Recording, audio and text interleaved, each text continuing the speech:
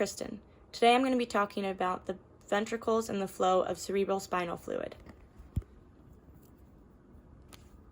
Here we have a diagram of the brain and the ventricles. Lining the ventricles are ependymal cells.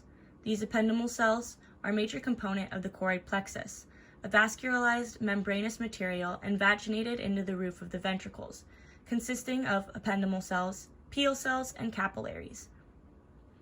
You can see the choroid plexus here in the lateral ventricles, the third ventricle, and the fourth ventricle. The ependymal cells in the choroid plexus secrete cerebrospinal fluid into the ventricles.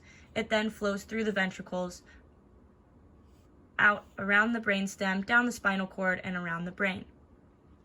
Starting in the lateral ventricles, will flow through the interventricular foramen into the third ventricle, down the cerebral aqueduct into the fourth ventricle. Cerebral spinal fluid will leave the fourth ventricle either via the median aperture or the lateral one of two lateral apertures. Leaving the median aperture, cerebral spinal fluid will flow into the cisterna magna between the medulla and the cerebellum. Leaving one of the lateral apertures, cerebral spinal fluid will end up in the pontine cistern in front of the pons.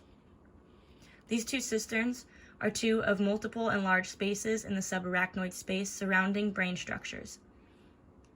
Cerebral spinal fluid will then begin to circulate around the brainstem through multiple different cisterns, then down the brainstem, as well as up around the cerebrum.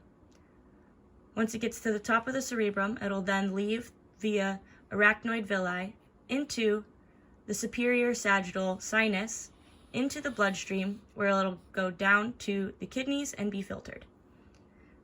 This can also be seen three-dimensionally in this model, where we have the two lateral ventricles,